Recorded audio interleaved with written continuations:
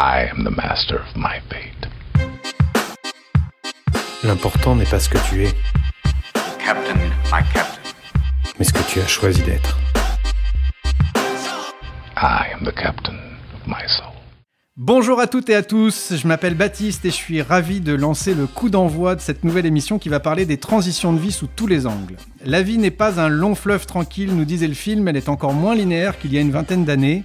Nos existences sont jalonnées de méandres, de grosses vagues, de tempêtes, et il nous arrive bien sûr nous-mêmes d'être lassés de baigner dans le même bain.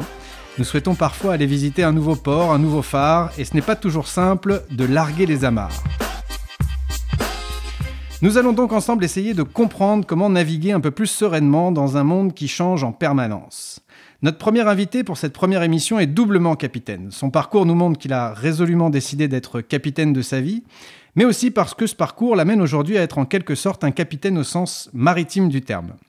En 2020, alors âgé de 27 ans, Jean décide de quitter les tours de la Défense où il aide à la modernisation du service public auprès des ministères. Il décide alors de réaliser son rêve et de devenir skipper. Alors qu'il ne vient pas du tout de ce milieu, qu'il n'a quasiment aucune expérience maritime et peu de moyens, il se lance dans l'aventure folle de la Mini Transat, une course qui consiste à traverser l'Atlantique en solitaire, sans communication, sans assistance, sur un voilier de 6,50 m de long. Quelques années plus tard, il a été le plus régulier sur la saison, il n'a pas remporté de course, mais plusieurs étapes et toujours fini sur le podium. Il n'aimera certainement pas trop le terme car il est humble, mais ses performances en font presque le champion de France de la traversée en solitaire. Bonjour Jean. Bonjour Baptiste. Ça va, j'ai pas dit trop de bêtises, ça va, c'est conforme à un petit peu ton parcours, ta transition ? Ouais, complètement, c'est exactement ça même. Ok, eh ben écoute, on va prendre le temps de parler de cette transition justement importante que tu as opérée dans ta vie. Alors tu partages ce que tu as envie, le but de nos échanges c'est que ce soit le plus utile possible à celles et ceux qui se questionnent, qui ont envie d'être au plus proche de qui elles sont. D'abord, comment tu as envie de te présenter ? Qu'est-ce qu'il est utile de savoir à propos de toi que j'aurais pas forcément mentionné dans l'introduction ? Très bonne question. Non, aujourd'hui, c'est ma vie effectivement est au bord de l'océan parce que je suis coureur au large et j'aimerais faire que ça pendant encore un petit moment parce que c'est un univers qui est magique que je découvre petit à petit au bout de ça fait 3 ans maintenant et j'ai envie de continuer donc aujourd'hui c'est mon quotidien et surtout salé et voilà j'aimerais qu'il le reste encore un bon bout de temps. Ok, super. Eh ben, écoute, on va parler de ton parcours, ce qui t'a amené justement à cette nouvelle vie, puis on abordera plus précisément ce processus de transition que tu as effectué, tu nous en parleras, mais ça a mûri, il n'y a pas de date exacte, mais à partir de 2018, et on cherchera à creuser tes motivations, les obstacles que tu as dû surmonter, on essaiera de dresser ensemble aussi un peu le bilan de ta transition, les apprentissages que tu en dégages, si ça te va. Avec plaisir. Alors, lorsqu'on a préparé cette émission, tu m'as confié que tu avais eu ce rêve de prendre le large au sens propre du terme depuis tout petit. Mm-hmm. Pourtant, tu es né dans les Yvelines. À ce que je sache, il n'y a pas trop la mer là-bas. Il n'y a personne dans ta famille ou tes proches qui fait de la voile. Comment ça s'est forgé, ce rêve, quand tu étais enfant ? C'est très bizarre, oui, parce qu'effectivement, les Yvelines, c'est un très beau port de pêche, mais il n'y a absolument pas l'océan. Donc, je le voyais ni de ma fenêtre, ni je passais non plus, je passais pas mes vacances au bord de l'eau, au bord de l'océan. Donc, ça s'est fait, c'est assez bizarre. Je ne saurais pas exactement comment, mais il y a eu deux faits marquants. J'ai découvert la voile, d'abord, sur des petits plans d'eau dans les Yvelines, donc des étangs et la Seine notamment, pendant 1 an, où là vraiment je me suis régalé, enfin j'ai découvert cette liberté un peu d'être sur l'eau tout seul sur son petit bateau, en optimiste, et après j'ai surtout fait la rencontre des grandes courses au large, avec la Route du Rhum 2002. Que tu regardes donc juste à la télé, comme ça ou... Alors on n'avait pas la télé, mais que je suis en fait à travers les livres et les magazines, etc., je tombe complètement amoureux de ces skippers qui partent parcourir l'océan comme ça, ces grands bateaux magnifiques qui me fascinent. Et de là est née cette passion en fait pour l'océan, pour le large, pour l'aventure. Et j'ai suivi à peu près toutes les courses après derrière. Il y a eu Vendée Globe, les deux Vendée Globe 2004-2008. Il y a eu les Routes du Rhum derrière aussi, qui vraiment ont continué à forger un peu ma passion pour ça, mais ça restait une passion de canapé, enfin moi ce que j'appelle une passion des canapés, c'est-à-dire que je la vivais chez moi dans ma chambre avec voilà, j'ai eu pour Noël, j'étais abonné à Voilier Voilier, et puis qui était le magazine de référence, enfin qui est le magazine de référence et qui me nourrissait un peu tous les mois. Et tu te disais mais c'était déjà dans à ma l'époque- chambre, quoi. C'était pas, je faisais pas de voile, personne faisait de la voile. D'accord. Tu te disais déjà à l'époque, c'est ça que je veux faire ou pour Bah, toi, là, ça- j'ai 10 ans, donc j'ai 9-10 ans quand je découvre la voile, donc non, pas encore, mais à l'adolescence, oui. Ok. À l'adolescence, je me dis, c'est ça qui me fait vibrer. Là, j'avais toujours pas la télé, mais on avait un ordinateur, et pareil, il a commencé à avoir les réseaux sociaux, YouTube, et du coup, il commençait à faire pas mal de com, les skippers, notamment du Vendée Globe, donc il y avait des vidéos assez impressionnantes où ils sont dans les tempêtes un peu, enfin, ils font exprès d'aller dans du vent fort pour faire des belles banques images. T'avais envie de te Aujourd'hui, mettre je vois en un peu, risque. je vois un peu l'envers du décor, mais à l'époque, je voyais ça et je disais, mais c'est ça, je veux être à l'avant de ce bateau, moi aussi, à faire des cabrioles dans les vagues, dans les pentes de vagues, le vent fort, le bateau qui accélère. Et j'avais envie de faire ça, mais j'étais au fin fond des Yvelines. Donc du coup, tu fais un autre choix, un choix peut-être un petit peu plus raisonnable, mais tu choisis de faire tes études à Sciences Po, à Lille, je crois. Oui, bah alors en fait, c'est que je me dis que j'ai envie de faire ça, mais pour moi, c'est impossible. Du coup, ça reste un rêve, et pour moi, ça restera un rêve que j'appelle un rêve de canapé, et très bien, je suivrai les cours sur mon canapé. Comme beaucoup de gens, on rêve d'être footballeur, et puis ensuite, j'adore regarder la Coupe du Monde en faisant autre chose. Ok. Voilà, pour moi, c'était évident que c'était impossible. Et donc, je fais des études, et effectivement, Sciences Po à Lille. Comment ça se passe ? Très bien, j'ai adoré mes études, c'est hyper généraliste, donc moi qui aime apprendre sur plein de choses et plein de thèmes différents, j'aime pas trop être emprisonné dans un seul univers. C'est un peu paradoxal aujourd'hui, parce que vraiment je suis un peu devenu un peu monomaniaque autour de la voile, mais justement la course au large est tellement riche que j'apprends énormément de choses sur plein de choses. Et Sciences Po, c'était ça, j'ai pu m'ouvrir aussi sur plein d'horizons différents, plein de manières de réfléchir, de penser. Non, vraiment, c'était des bonnes études, mais ce sentiment de où est-ce que je vais, je savais pas, j'étais pas non plus hyper convaincu de là où j'allais. Mhm. Parce que je savais pas trop où j'allais, d'ailleurs. Et du coup, si je me souviens bien, tu me dis que tu fais des stages aussi un peu à l'étranger, Ouais. toujours dans le domaine du sport.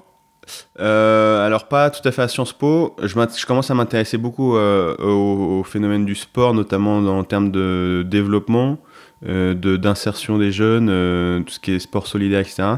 Donc c'est à cette époque que je commence à m'intéresser à ces thématiques, mais c'est un peu après. Effectivement, par contre, à Sciences Po, je fais beaucoup de stages à l'étranger. J'ai l'idée d'aller s'ouvrir aux autres, découvrir de nouvelles cultures, de nouvelles manières de travailler, de penser.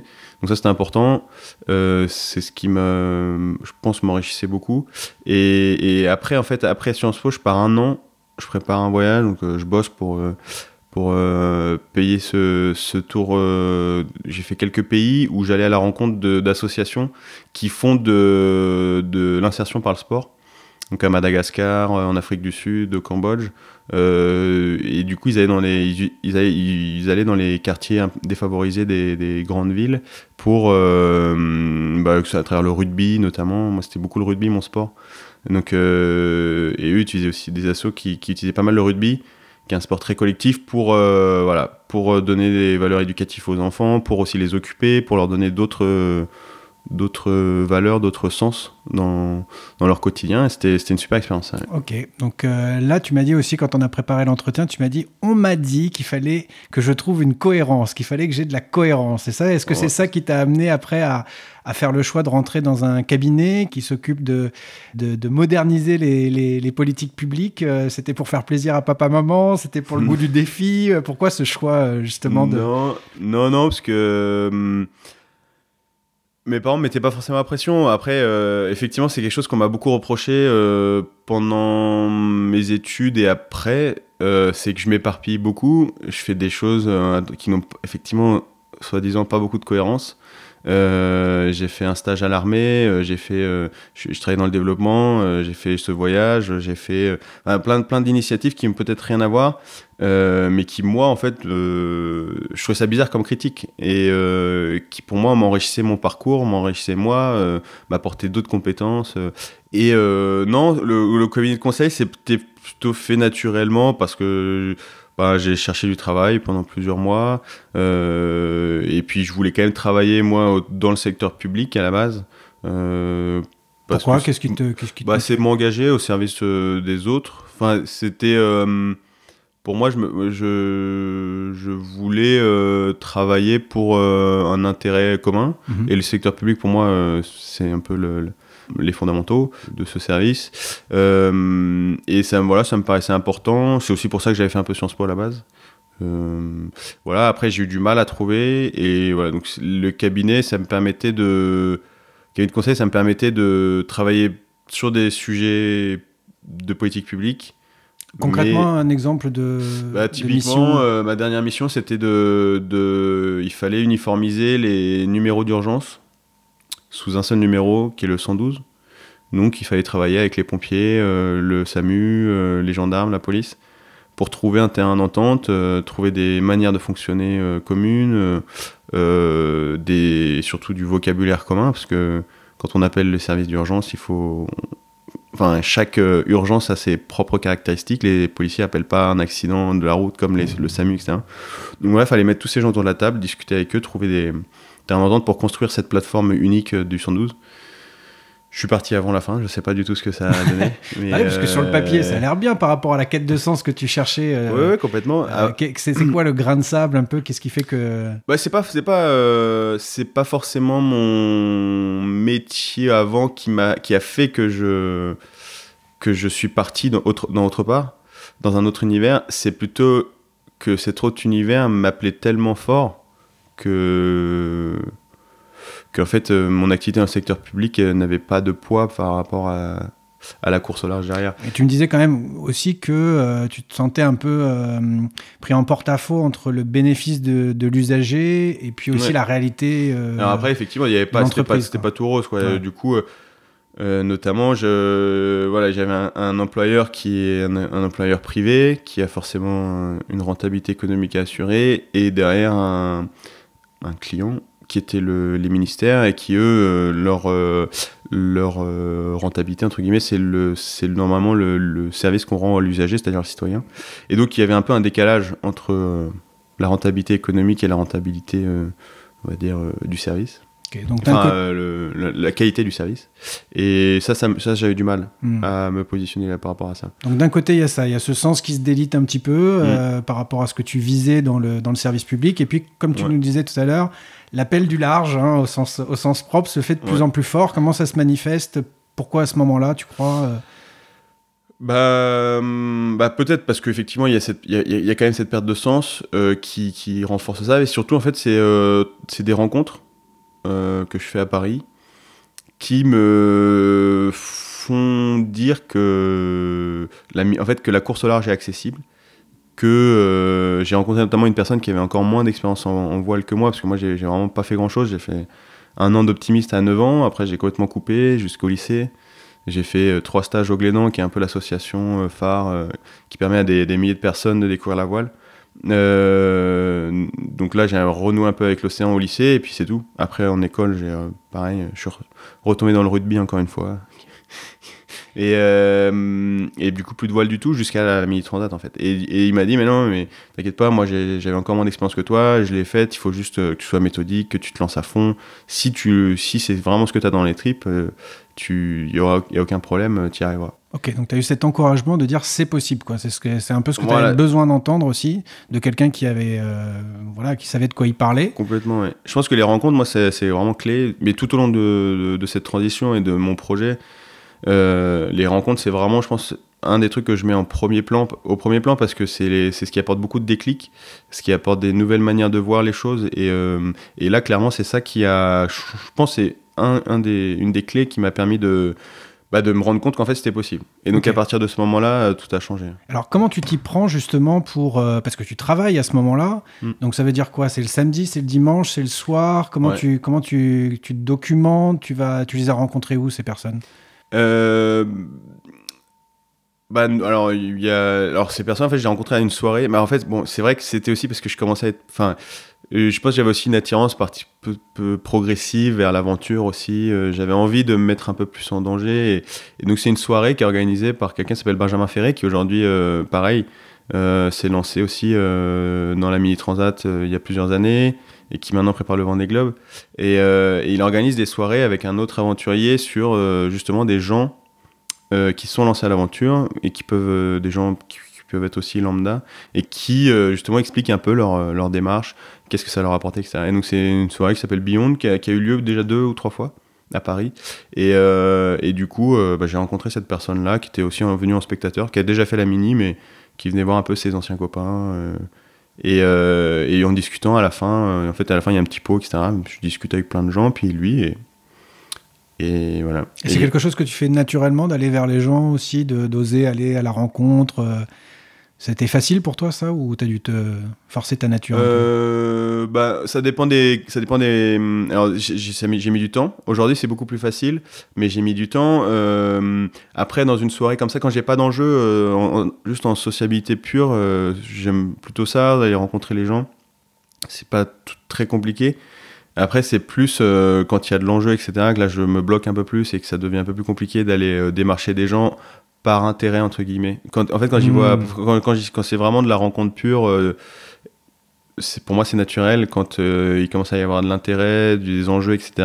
C'est un peu plus compliqué d'aller. J'ai l'impression de déranger les gens parce qu'on n'est pas là pour faire ami ou quoi. Donc c'est une autre démarche en fait. Et là j'ai des blocages. Ok, donc tu te documentes, tu passes un peu à l'action. Il y a cette rencontre ou ces rencontres qui te motivent. Est-ce que tu te souviens d'un moment précis, je sais pas, un eureka moment, une prise de décision où tu dis je le fais, ou est-ce que ça s'est fait un peu au long cours? Ça s'est fait rapidement. Ouais. Parce que à partir du moment où j'ai compris que c'était possible, ça a vraiment bouleversé beaucoup de choses en moi. Et notamment, tout d'un coup, j'ai une sensation physique dans mes tripes qui me disait fonce, vas-y. Mais c'était vraiment physique. Et du coup, là, j'ai compris qu'il y avait quelque chose, qu'il se passait quelque chose, parce que c'est la première fois que mon corps me parlait. Et là, je me suis dit, mais non, là, il y a quelque chose, vas-y. Et donc, ça s'est fait en quelques mois. J'avais pris la décision que j'allais faire la Mini Transat. Ça veut dire quoi, la première fois que mon corps me parlait? Comment il t'a parlé, ton corps? J'avais cette sensation physique dans les tripes, que mes tripes, un peu comme quand, je sais pas, quand on est amoureux, ou je sais pas, quand il y a quelque chose, c'est ça en fait. Quand j'y pensais, si je m'imaginais faire Mini Transat, si je m'imaginais emprunter ce chemin-là, mes tripes se mettaient en mouvement et ça fait un peu pas des papillons, mais c'est un truc bizarre. Je sais, là ça fait maintenant c'est un peu moins présent, mais ouais c'était très bizarre. Ok. Alors là, comment ça se passe? Tu prends la décision, mais c'est une montagne que tu as devant toi là, parce qu'il faut trouver un bateau, comment tu t'organises? Par quel bout tu commences? Est-ce que tu vas chercher du soutien? Est-ce que tu y vas tête baissée? Comment ça se passe un petit peu, cette mise en place du projet? Il y a une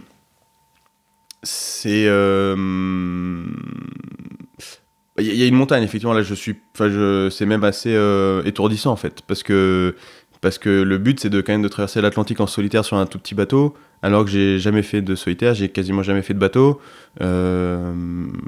Pour moi, je sais pas, en fait, je regarde même pas le sommet parce que c'est trop pour moi. Donc, l'idée, la personne là, Timothée, que j'avais rencontré, il m'avait dit, le mieux, c'est que t'achètes un bateau. Parce que les gens, tu peux aller sur les pontons, demander à naviguer, etc. Mais en fait, les gens, ils sont dans leur projet, c'est compliqué, c'est du solitaire. Donc, quand ils vont naviguer, c'est souvent en solitaire pour s'entraîner. Donc si tu veux faire du mini, achète un bateau, puis tu verras bien si t'es fait pour ça ou pas. Et voilà, le marché du mini est tel que c'est pas très risqué d'acheter un bateau et de le revendre. C'est pas une prise de risque énorme. Donc en fait, la première chose que je me suis mis à faire, c'était de chercher un bateau. C'était pas facile. Excuse-moi de t'interrompre, mais là ton entourage à ce moment-là, quand tu leur dis j'initie ce projet, je vais faire ça, quelle est leur réaction? C'est très mélangé. L'entourage proche est plutôt heureux. Ils disent ouais, c'est dingue ça. Ah ouais. Mais en même temps, mon entourage très proche, familial notamment, il connaissait cette passion que j'avais pour l'océan, etc. Et ma mère aussi, elle me disait, mais il y a quelque chose qui te bloque depuis un moment, ça se voit, t'es pas là où tu dois être. Elle me disait souvent ça quand je cherchais un peu qu'est-ce que j'avais fait après Sciences Po, etc. Et elle décelait un blocage en moi. Et en fait, quand j'ai dit ça et de la manière dont je l'ai raconté, elle m'a dit mais fonce. Enfin là, pour moi, t'es en train de déverrouiller ce blocage. Et donc des proches très proches, plutôt heureux.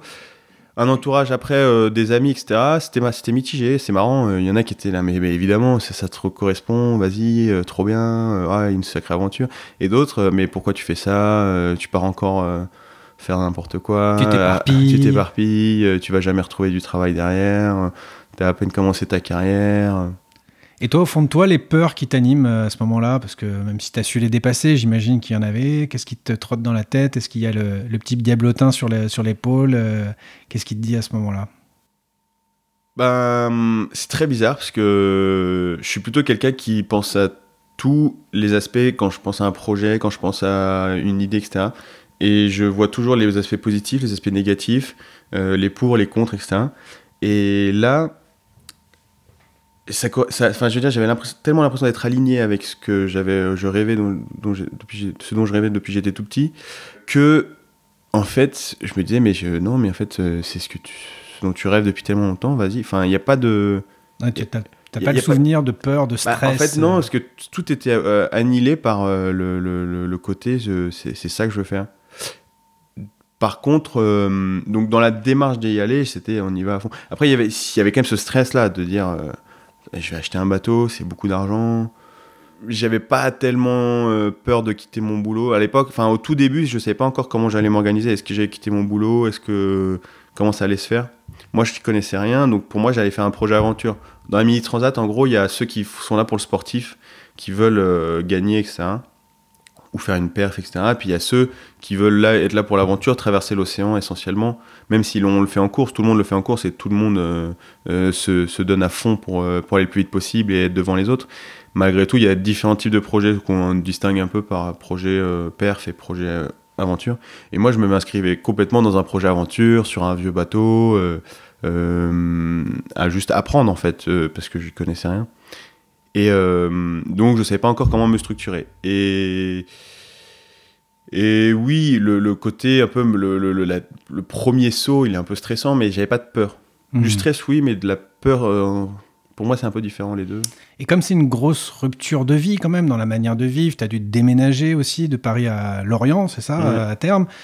C'est quoi les sacrifices aussi que tu as dû faire? Parce qu'il y a des choses auxquelles on doit dire au revoir avant d'embrasser une nouvelle vie. Donc, qu'est-ce qui a été le plus dur pour toi d'abandonner ou de laisser derrière toi? C'est sûr que alors ça s'est fait progressivement, hein, du coup j'ai acheté un vieux bateau, je continue à travailler pendant 1 an, donc je m'entraîne, etc. tous les week-ends, je fais les allers-retours, et puis je me dis non, c'est vraiment trop passionnant, il faut absolument que je le fasse à fond, et que je vive cette passion. Enfin, il faut que ces 2 ans, si ça ne durera que 2 ans, il faut que je le vive à fond. Et on verra après. Et du coup, je décide de déménager à Lorient, effectivement, qui est un peu la capitale de la course au large. Et du coup, je décide aussi, en m'entourant de conseils, mon coach, etc., il me dit, mais oui, si t'es à temps plein, même si tu débutes, vu ce que tu montres et l'envie que tu montres, si t'as un bateau neuf, si t'as un bateau nouvelle génération, entre guillemets, tu pourras performer, si t'es à temps plein, etc. Donc là, nouvel investissement, okay. Bateau neuf. T'achètes Anacolute, c'est ça? Exactement. Anacolute, qui est construit à côté de Concarneau. Et que je récupère début 2020, au même moment où je déménage à Lorient. Enfin, du coup, j'avais tout organisé pour qu'au moment où je reçois mon bateau, Anacolute, je déménage à Lorient, je sois à temps plein et je déménage à Lorient. Donc ça se fait janvier 2020. Et effectivement, faut lâcher toute sa vie derrière, soit ses amis, etc. T'es en couple à ce moment-là? Je suis en couple déjà, ouais. Depuis pas très très longtemps, mais bon, suffisamment pour que ce soit suffisamment solide et que je puisse faire cette démarche sereinement. Oui, ce qui est dur, c'est de quitter ses amis. Enfin, on a des amis qu'on voit tous les jours quasiment. Mais en fait, encore une fois, c'est exactement la même. Est-ce que j'avais des peurs En fait, pas tellement. Et du coup, c'est pas des sacrifices pour moi dans le sens où encore une fois, j'étais aligné avec ce que j'allais faire. Et ça me parlait aux tripes et c'était ça. Et là, j'avais toute mon énergie à mettre et il n'y avait plus rien qui comptait, entre guillemets. Et du coup, je savais que mes amis, j'allais les revoir. Je savais que... mais ça n'a pas été si facile que ça, au final.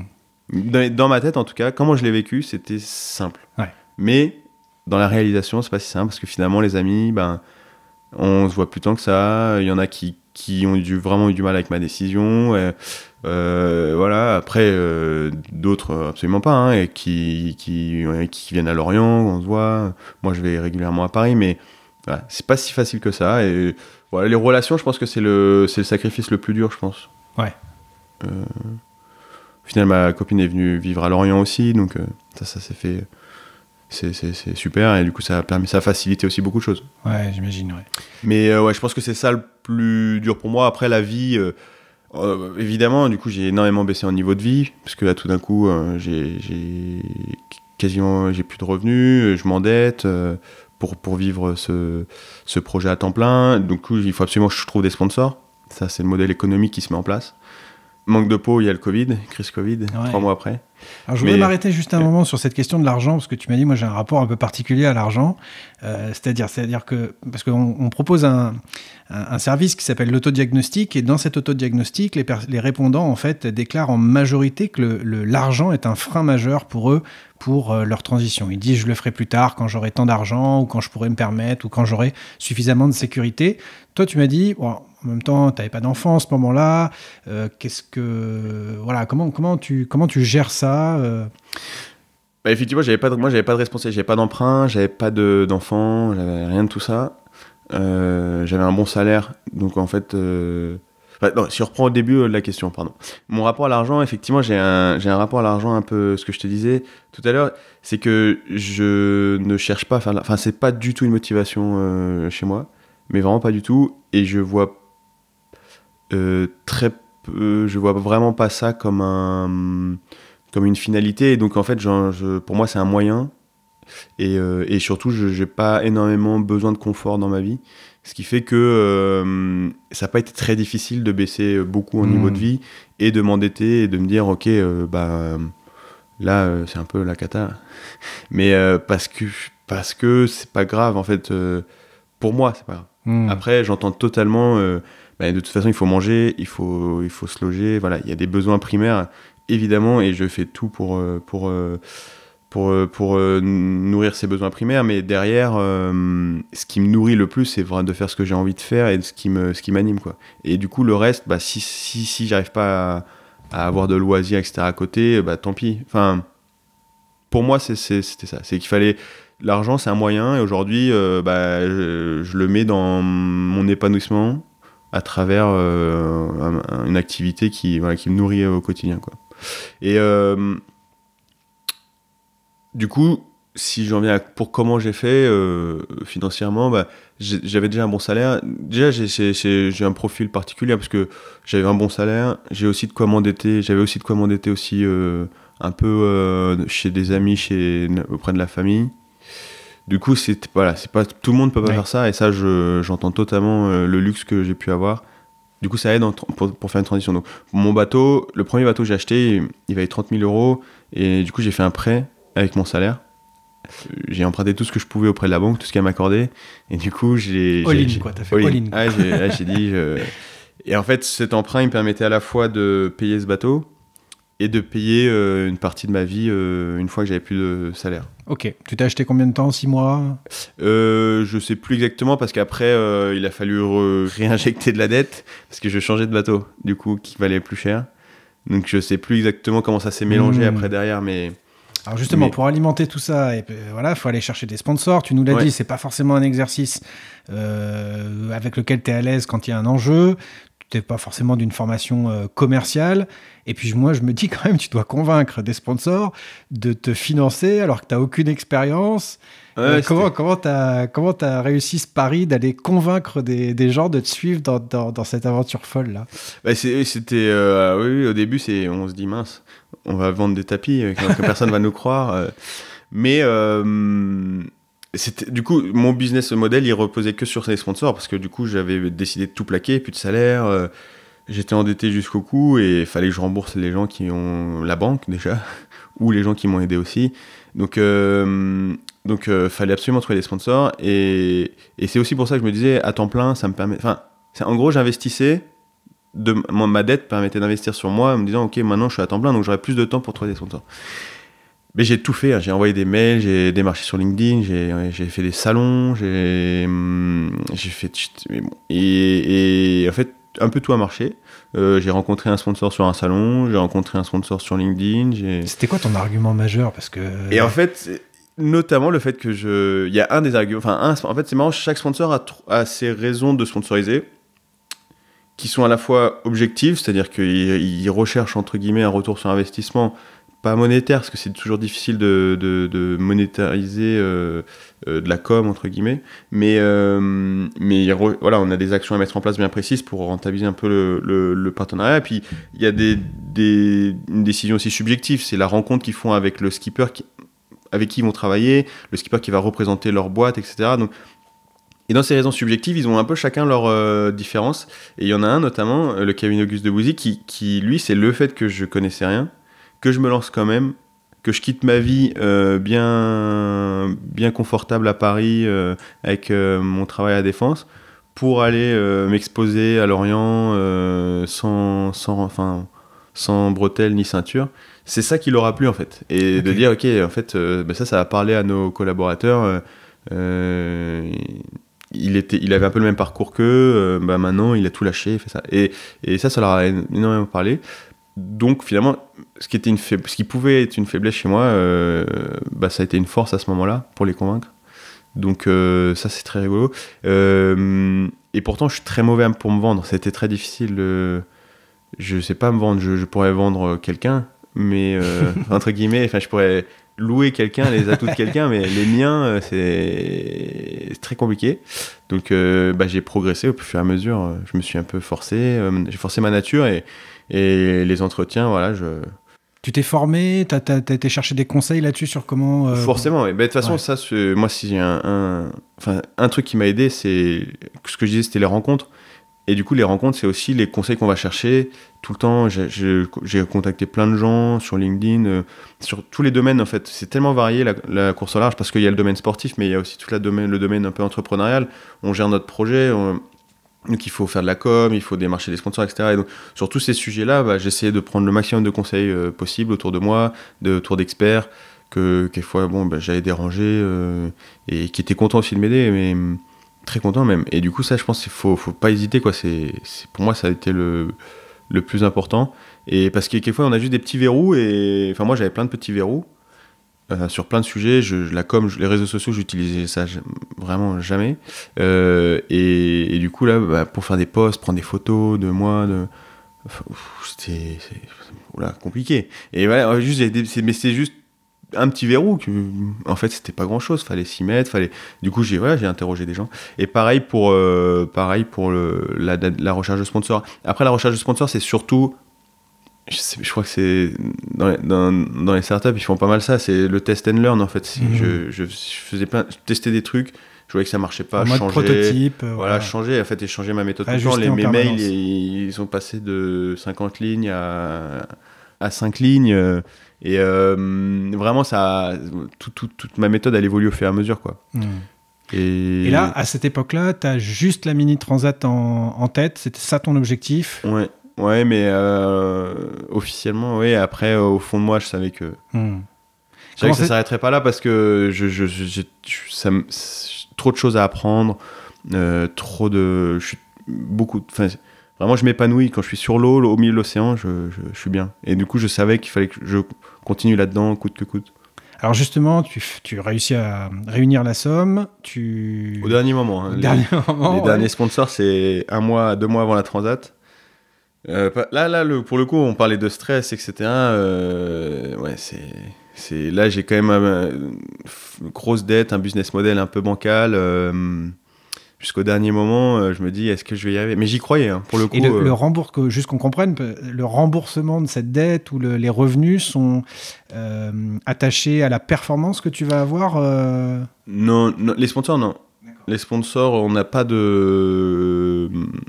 ça dépend des contrats, hein, je pense, mais moi, j'avais pas signé entre guillemets, de conditions de performance. Après, c'est forcément mieux dans une relation avec un sponsor. Ça dépend ce qu'ils cherchent, encore une fois. Mais bon, la performance, ça peut pas être. S'ils investissent dans la course, c'est qu'aussi ils vont chercher la notion de performance et ça lie à toutes les images qui vont avec. Et plus on perd, plus on a de la visibilité. Ce que je veux dire, tu n'avais pas cette obligation de résultat pour pouvoir rembourser tes dettes, quoi. Non. Ça, c'est sûr que non. Ça aurait été vraiment compliqué, je pense, dans la tête. Ouais.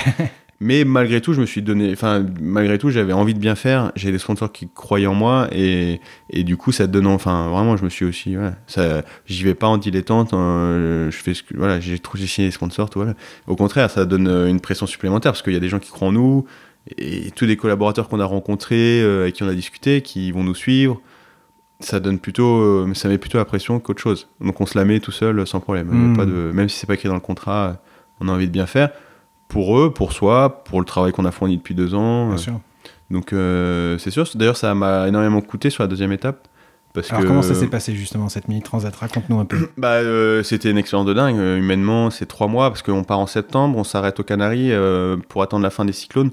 Quand on n'a pas d'informations météo, on a 0 contact avec la Terre. On reçoit un bulletin météo par radio par jour, mais qui est très imprécis et du coup, on coupe aux Canaries pour être sûr qu'on a de la visibilité météo sur la suite. Avant le départ vers les Guadeloupe et notamment le trajet des cyclones. Donc on attend la fin des cyclones aux Canaries. Donc on part pour 3 mois en gros. Et du coup, avec un groupe de 80 personnes, 100 personnes, avec l'organisation, etc., qu'on côtoie tout le temps. Alors quand on est en course, on est tout seul sur notre petit bateau. Mais humainement, ça a été hyper riche, hyper intéressant. Et puis sportivement, incroyable, j'ai appris énormément de choses. C'est quand même 30 jours de mer. On continue et du coup des gros flips à un moment donné ou pas ou... Non, moi je stresse pas trop en mer, au contraire j'aime quand les conditions sont un peu compliquées, etc., parce que le cerveau tout d'un coup il bascule dans une sorte de gestion de l'urgence où là on devient un peu clinique et on est vraiment focus sur le moment présent, il n'y a plus rien qui compte. Ça j'aime beaucoup et je pense que c'est une de mes qualités aussi en mer, c'est que justement j'ai pas de stress. Et pas de flip, non, pourtant on a pris une énorme tempête, une grosse tempête, mais une grosse tempête le 2e jour, après sur la première étape, bien violente, mais bon, moi c'est ça que j'aimais aussi, et se faire un petit peu mal et se confronter aux éléments. Mais il y a eu quelques dégâts dans la flotte. Et la première étape, c'est bizarre, il y a une 2e tempête, pour le coup très grosse, quand on est au long de l'Espagne, on s'arrête tous un peu. Ça coupe un peu le côté sportif de l'étape parce que on repart pas tous en même temps. Donc il y a une ambiance un peu bizarre. Mais bon, je finis 8 sur la première étape. Plutôt voilà, mais encore une fois, il y a ce côté bizarre d'aéro départ, mais plutôt satisfaisant. Et du coup, sur la deuxième étape, ça me met énormément la pression parce que finalement, j'ai réussi à faire une bonne étape. 8e, j'ai eu du mal à faire des top 10 tout au long de l'année. J'en ai fait plusieurs, mais sur les courses précédentes, mais voilà, on avait un gros niveau, une grosse flotte homogène devant et c'était dur de faire des top 10. Donc content, et je me dis maintenant il faut pas que je me loupe sur la deuxième étape, il y a les sponsors derrière et ça a un peu bloqué mon processus de décision pendant la course. Et du coup je passe un peu au travers de ma course et du coup justement toute cette pression dont on parlait juste avant, je me la suis prise un peu en pleine figure. Et au milieu de l'eau, au milieu de l'océan, en plein milieu, c'était dur à vivre de dire ok, je suis un peu passé à côté de ma course. Parce qu'une fois qu'on a pris certaines décisions stratégiques, plus on avance vers la fin, plus on est bloqué en fait. On peut plus retraverser l'océan de nord au sud. Donc une fois qu'on est pris dans une option stratégique, on est un peu obligé d'aller au bout.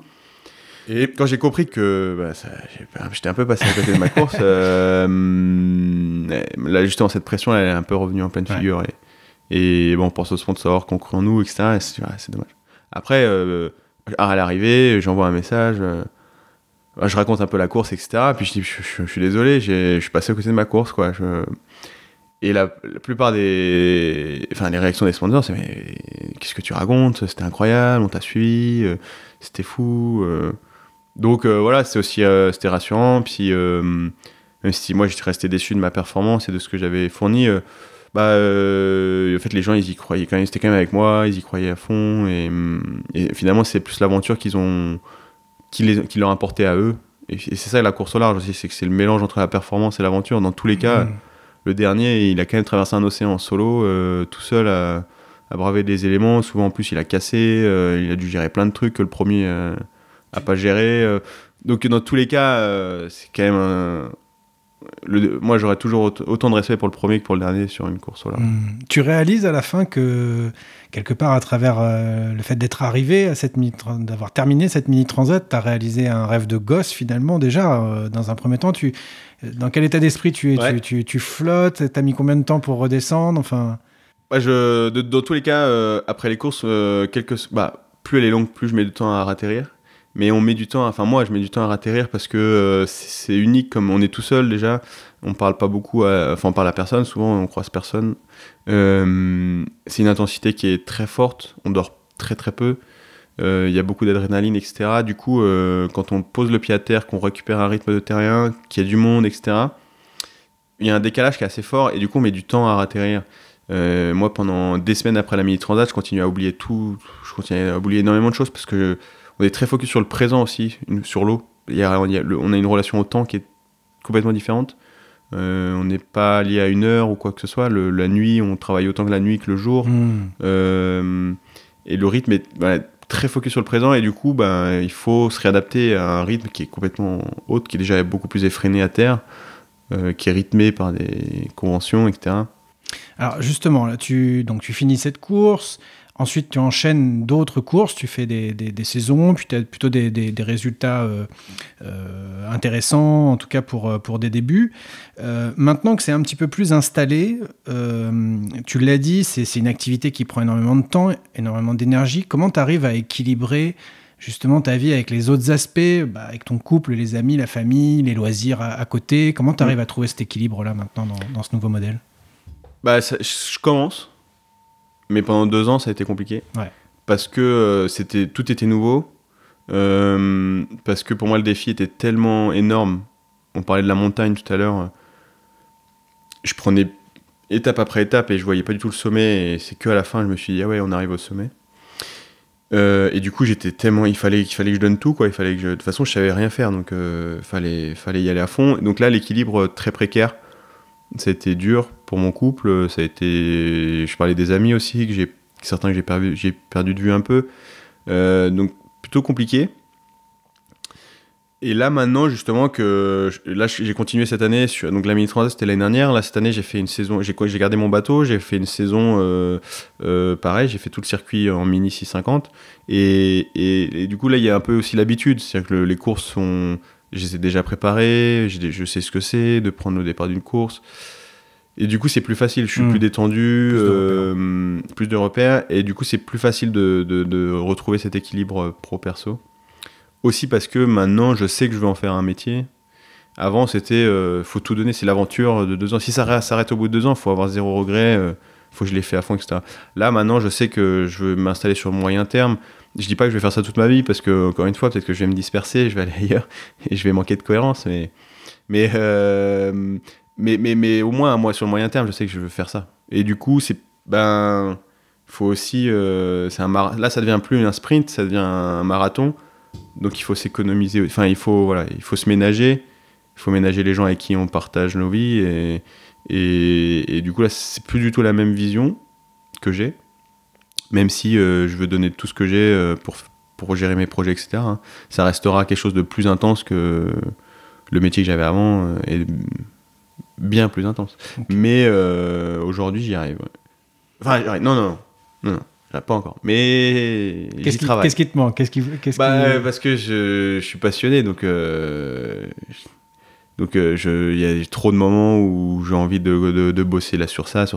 Et, non, en fait, il faut passer aussi du moment privilégié en couple. Il faut aussi voir ses amis, des amis qui comptent aussi sur nous. Enfin, en fait, il y a des moments clés qu'il faut. Je me suis rendu compte aussi qu'il faut pas louper pour se réénergiser aussi. Pour soi, mais aussi pour les gens aussi, pour les gens qui comptent pour nous, parce que quelquefois ils ont besoin d'être entourés sur certains moments de la vie, heureux ou malheureux, mais quelquefois c'est. Et ça, je m'en suis rendu compte là cette année. Et du coup, j'essaye de mieux équilibrer ça. Moi, effectivement, ça me permet aussi de mieux me ressourcer, mais je pense que l'équilibre pro-perso, moi je vois plus pour les autres que... Je pense que je sais pas si j'ai besoin de me ressourcer ou pas, mais... Tu te ressources sur ton bateau, toi. Mais parce que voilà, j'adore tellement ce que je fais que je pourrais... Mais effectivement, c'est important. C'est important. Parce que je suis un peu arrivé sur les rotules après la Transat, quand même. Alors, c'est quoi, t'as un petit peu de recul maintenant, mais c'est quoi les grands apprentissages si tu devais refaire une transition plus tard dans ta vie, qu'est-ce que tu as envie de retenir un peu de tout ce processus que tu as traversé ? Je pense que le plus important, c'est d'oser. Mais c'est vite dit, ça c'est un mot quand même qui est un peu balancé comme ça. Mais en fait, moi, c'est ce qui m'a aidé le plus. C'est qu'au début, je n'osais pas. Et pendant 10 ans où je disais je veux faire de la course à rage, ça me paraît impossible. Enfin, c'est impossible. C'est juste que je n'osais pas, en fait, juste initier la réflexion de est-ce que c'est possible. Donc, c'est d'essayer de se forcer, en fait, à dire ok, est-ce que c'est possible ? Comment ? Pourquoi ? Et ça, en fait, oser, ça, pour moi, c'est venu en rencontrant des gens, en fait. Ouais, c'est de finalement identifier, tu parlais de petits verrous tout à l'heure, identifier quels sont ces petits verrous, ces croyances limitantes, là c'est pas possible par exemple, exactement. Et d'aller les titiller une par une, d'observer aussi un petit peu ses peurs et puis voilà, de tenter quelque chose minimal dans un premier temps pour essayer et puis pour ajuster au fil de l'eau, quoi. Ouais, c'est ça, c'est vraiment la politique des petits pas. C'est vraiment ça, c'est petit à petit. De toute façon, on ne pourra jamais faire un pas de géant, ça ne marchera jamais. Enfin, c'est pas possible, donc c'est vraiment petit à petit, sur chaque aspect, déjà, est-ce que c'est possible ? Est-ce que juste se faire la réflexion, est-ce que c'est possible ? Alors que moi, ce qui me bloquait, pour moi, c'était impossible. Comme beaucoup de choses, pour moi, les réseaux sociaux, c'est pas mon truc. Bah non, en fait, pourquoi ? Et c'est vraiment les politiques des petits pas. Et on parlait de la montagne aussi, hein, si on continue dans les métaphores. Mais... pour moi, c'était impossible. C'était vertigineux de regarder le sommet en fait de la Mini Transat. Et ça peut faire peur. Et du coup, c'est me concentrer sur l'étape d'après. Ok, donc déjà, il faut réussir à décomposer le chemin, mais ok, maintenant, il faut acheter un bateau. Ok, maintenant, il faut faire ma première sortie sur le bateau. Maintenant, il faut faire la première sortie en solo. Première nuit, première course. Et en fait, mon objectif, c'était celui d'après. C'était pas la Mini Transat. Parce que sinon, je pouvais rentrer chez moi sous la couette et puis... oui, c'est comme quand on se lève le matin et qu'on compte le nombre de jours qu'il nous reste à travailler. Avant la retraite, on se dit, oula, je vais plutôt rester sous la couette, effectivement. Donc oser, aller titiller ces petits verrous. Quoi d'autre ? Qu'est-ce que t'en ressors ? Oser la réflexion, oser la rencontre, parce que c'est hyper riche. Et c'est ce qui permet pour moi, c'est ce qui a permis de verrouiller ces petits... débloquer ces petits verrous, ces petites croyances limitantes. Et puis c'est aussi oser se lancer dans l'inconnu, quoi. C'est-à-dire accepter l'inconnu, en fait. C'est sûr qu'on aura plein... Moi, je m'attendais pas du tout à mener le projet tel que je l'ai mené. Y a des difficultés auxquelles je m'attendais pas du tout pendant le projet. Il y a des choses qui ont été plus faciles que prévu. Et parce que, en fait, je me suis dit, de toute façon, je connais rien. Donc, je peux pas essayer de maîtriser quoi que ce soit.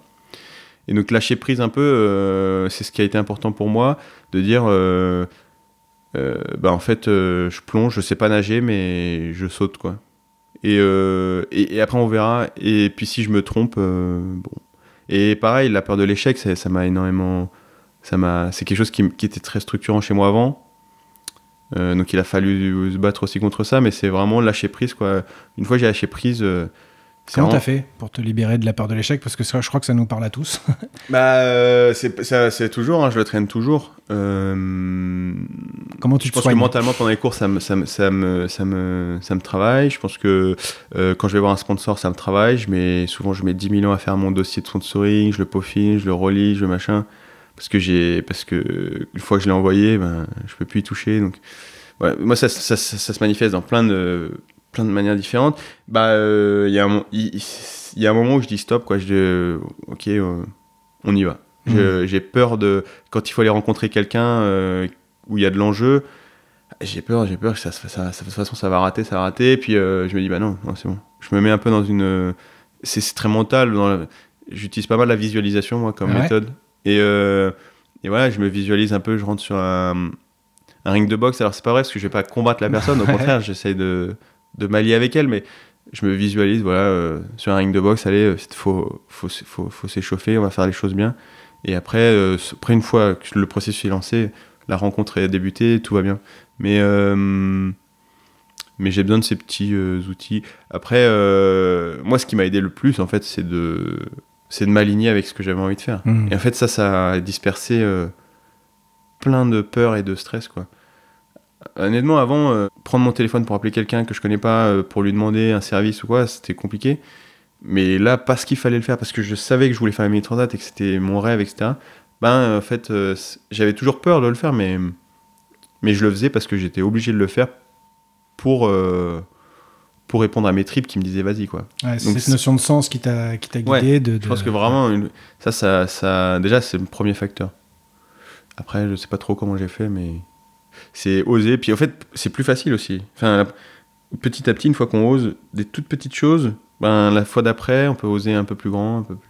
Voilà. Et toujours ce pas proximal dont on disait le pas du marathonien, étape après étape. Et moi, c'est vraiment ce qui m'a aidé.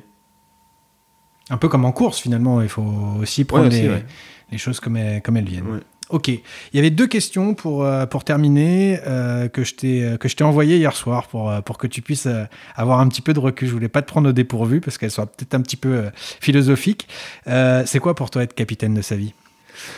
Effectivement, je pense que j'aurais été un peu désarçonné.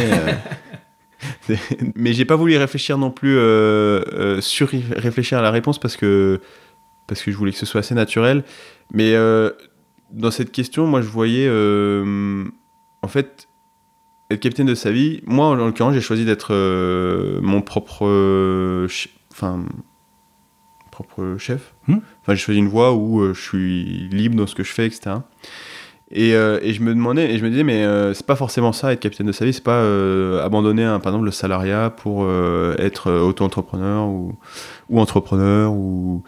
Mais par contre, pour moi, c'est aller là où on a envie d'aller, avec les gens avec qui on a envie d'aller, et de la manière dont on a envie d'aller. Et si c'est le salariat, si c'est l'auto-entrepreneuriat, si c'est le sport, mais pour moi, c'est vraiment... Et aujourd'hui, c'est ce que je vis, je suis enfin allé là où j'avais envie d'aller depuis des années. J'y vais... après, la manière dont j'y vais, ça se fait au fur et à mesure, en fait, parce que... Et elle peut changer. Elle peut changer, et elle évolue, et voilà. Et c'est ça qui... Pour moi, aujourd'hui, je pense que je suis le capitaine de ma vie depuis juste quelques années, parce que j'ai décidé d'aller là où j'avais envie d'aller... et de la manière dont j'ai envie d'aller. Et c'est pas forcément, moi je le répète, c'est pas du tout forcément se lancer dans l'entrepreneuriat ou quoi que ce soit. Mais est-ce qu'on retombe pas finalement sur ce mot de cohérence finalement ? Tu l'as trouvé ta cohérence, t'es cohérence non pas forcément dans ton parcours, mais t'es cohérent avec toi-même en fait, quoi. Ouais, complètement. C'est ça pour toi. Mais ouais, exactement. Ouais. Je suis cohérent avec, et oui, exactement. Je pense que je suis aligné avec ce que j'avais envie d'être, voilà, mais ça va évoluer et ça va se construire encore, mais... Alors on dit le chemin vers cette cohérence, il est pas facile, tu nous l'as dit, tu as eu plein d'obstacles à surmonter, mais finalement, quand on n'est pas dans la cohérence, c'est pas plus simple, donc quitte à en baver, autant pour que ce soit... Surtout, surtout, je trouve ça beaucoup plus riche, parce que quand on n'est pas cohérent avec soi-même et qu'on n'est pas capitaine de sa vie, en fait, on subit plus qu'autre chose, je trouve. Et moi, j'ai pas mal subi, en fait, les autres, la vision des autres, et du coup là je subis pas, je suis acteur et ça me rend très très heureux. Ok. Pour finir, 3 inspirations que tu pourrais nous partager. Alors ça peut être une musique, un film, un documentaire, un livre, une citation, ce que tu veux. Voilà, 3 trucs qui t'ont aidé ou qui citation, j'ai pas pensé, ouais. Mais alors difficile ça, parce que difficile, en fait j'avais compris la question moi comme des inspirations qui ont permis ce changement. D'accord, ça peut. Et du coup, j'étais coincé parce que c'est très monomaniaque. Et du coup, ce qui m'a inspiré, ce qui m'a aidé moi dans mes transitions, c'est de me documenter. En fait, j'ai lu énormément tout ce qui me passait, tout ce que je pouvais croiser sur la Mini Transat, sur la course en large, etc. Et sur des gens, etc. Donc c'est quand même assez monomaniaque. Donc quand j'y ai réfléchi, et je suis désolé, je me suis dit... c'est lié à moi, ce changement-là. Et donc, un livre qui m'a aidé, moi, dans ma transition, c'est les 40 ans de la Mini Transat, parce que du coup, ça m'a permis d'avoir des histoires, et du coup, de m'identifier aussi. Ah oui, lui, il a fait ça, machin. Et de voir un peu les projets, comment ils ont été menés. Et ça a été aussi toutes les films de la Mini Transat que j'ai pu avaler sur YouTube, que j'ai vu, revu. Et donc, en fait, ce que je voulais, en fait, en me donnant ces inspirations-là, elles me sont propres à moi. Je pense que si les auditeurs là ils vont pas aller regarder les films de la Mini Transat, ça va pas forcément les inspirer. Si ça les intéresse, ça va pas du tout les inspirer. Par contre, ce que je voulais dire par là, c'est que quand il y a quelque chose qui vous anime, enfin, en tout cas, moi, quand il y a quelque chose qui m'anime, je dévore tout, quoi. Et ça me donne de l'énergie parce que je vois un peu ce que font les gens et leur énergie qu'ils transmettent, ça me permet aussi d'emmagasiner la mienne, de construire la mienne, et après cette énergie elle m'a permis de décoller, quoi. Donc il y a ça. Et puis autre chose qui fait aussi lien avec mes voyages, etc. Il y a un documentaire, et ça pour le coup je le conseille à tout le monde, c'est les peuples de la mer. C'est un ancien coureur au large qui est parti à la rencontre de plein de peuples de la mer dans le monde entier. Et donc tout tourne autour de la voile. Enfin, c'est un documentaire, c'est ça ? Ouais, c'est une série documentaire sur Arte. Ouais. Sur Arte. Et les peuples de la mer. Ouais, je voulais aussi changer de la course. Je voulais sortir de la course au large dans les inspirations. Et ça me fascine. À la rencontre de cultures différentes, de gens. Et bon, toujours ce lien avec la mer, forcément. Mais je pense que voilà, l'ouverture, c'est essentiel et ça permet aussi d'avancer soi-même, quoi. Ok. Je crois que tu repars en course jeudi, c'est ça ? Ouais. Ça ne s'arrête pas. Une des dernières courses de la saison. Dernière course de la saison. De Concarneau. Ok. Comment on peut te suivre pour les gens que ça intéresse ? T'as ta petite minute promo là. Comment on peut t'aider, te suivre, t'encourager alors, je parle très peu de transition sur mes réseaux sociaux, mais si vous voulez suivre la course au large, voilà, des aventures, continuez à suivre mes aventures. Il y a les réseaux sociaux, Jean-Marc Cap sur l'Atlantique. Cap sur l'Atlantique, c'est ça ? Ouais, c'est ça. Okay. Alors, bientôt, ce sera peut-être autre chose. Ce sera peut-être Cap sur le Pacifique, s'il y a d'autres courses. Mais voilà, il y a mes réseaux sociaux. Moi, je suis toujours hyper intéressé d'échanger aussi avec les gens. Donc, s'ils veulent échanger aussi sur LinkedIn, Jean-Marc. Et c'est essentiellement tous les moyens faciles de me suivre. Ok. On voit pas d'autres. Eh ben écoute, merci, on va s'arrêter là pour aujourd'hui, mais peut-être que tu nous feras l'honneur de revenir quand tu auras remporté le Vendée Globe ou la Route de Rome. Voilà. Mais merci en tout cas de nous avoir fait l'honneur d'être notre premier invité, de nous avoir fait confiance. Merci de ton authenticité, de ton humilité aussi, et puis de ton précieux témoignage. On te souhaite bon vent, comme on dit, dans le milieu, et puis beaucoup de réussite pour tes nouveaux défis.